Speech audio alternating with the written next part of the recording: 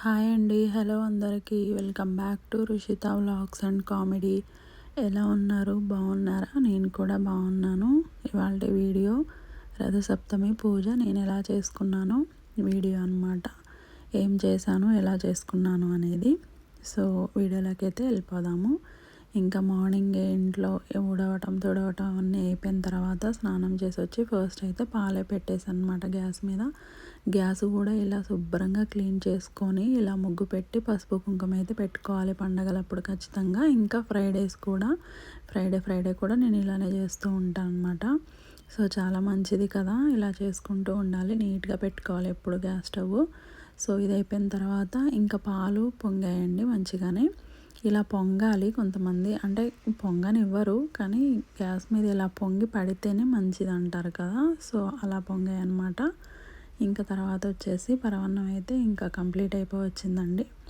ఇందులోకి అయితే dry fruits కూడా మనం నెయ్యిలో వేయించుకొని లాస్ట్కి అయితే డ్రై ఫ్రూట్స్ వేసుకోవాలన్నమాట.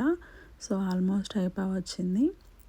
ఇంకా డ్రై ఫ్రూట్స్ కూడా నెయ్యిలో వేయించుకొని అయితే ఇలా వేసుకోవాలి. పరమాన్నం అయితే కంప్లీట్ అయిపోయింది కదా. ఇంకా నేను పూజకని పక్కన పెట్టేసుకున్నాను కొంచెం, ఎందుకంటే పిల్లలకి టైం అయిపోతుంది కదా, అందుకనే వేడిగా ఉంటేనే తినాలనిపిస్తుంది పరమాన్నం అయితే. ఇంకా ఆ పక్కన పెట్టేసుకున్న తర్వాత పిల్లలకైతే పెట్టేస్తాను. తిని వాళ్ళు స్కూల్కి అయితే వెళ్ళిపోయారనమాట. ఇంకా వాళ్ళు వెళ్ళిన తర్వాత అయితే నేను పూజ మొత్తం కంప్లీట్ అయితే చేసేసుకున్నాను. ఇంక ఇలా 7 చిక్కుడుకాయలు తీసుకొని మనం చిక్కుడుకాయతో రథం చేసుకొని పెట్టుకొని దీపారాధన చేస్తే చాలా మంచిదండి. 7 చిక్కుడుకాయలు అయితే తీసుకోవాలి. ఇలా గంధం బొట్టుతో అయితే అలంకరించుకున్నాను నేను.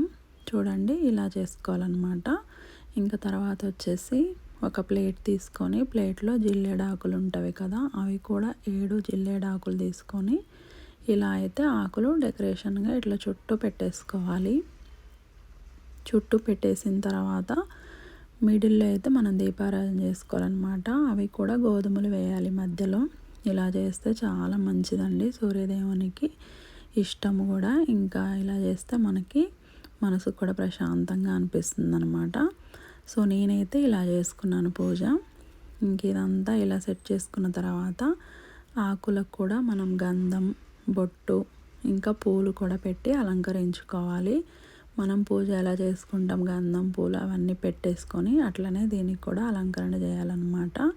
సో ఇలా అన్ని చుట్టూ పూలు కూడా పెట్టేసుకొని ఇలా అయితే అలంకరించుకుంటున్నాను. మీరు ఎలా చేసుకున్నారో పూజ కామెంట్ చేయండి, ఓకేనా. ఇంకా వీడియో నచ్చితే please like share and subscribe చేసుకోండి.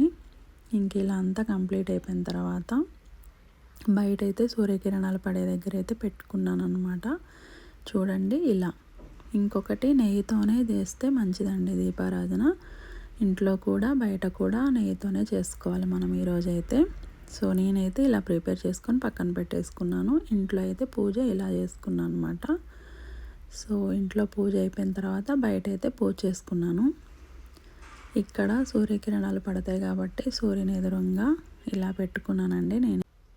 సో ఇంటి ముందు అయితే రథమే వేసుకోవాలి కదా, ఇలా చిన్న రథం అయితే వేసాను. ఎక్కువ ప్లేస్ లేదు కాబట్టి. ఇంకా తులసమ్మ దగ్గర కూడా ఇలా చిన్న రథం అయితే వేసి తులసమ్మ దగ్గర కూడా పూజ అయితే కంప్లీట్ చేసుకున్నాను అనమాట. నేనైతే ఇలా పెట్టుకున్నాను. పూజ అయితే చాలా బాగా జరిగిందండి. ఇంకా నేనైతే ఇలా చేసుకున్నాను అనమాట. నా పూజ వీడియో అనమాట ఇవాళ వీడియో వచ్చేసి. ఓకేనా, థ్యాంక్ యూ, బాయ్.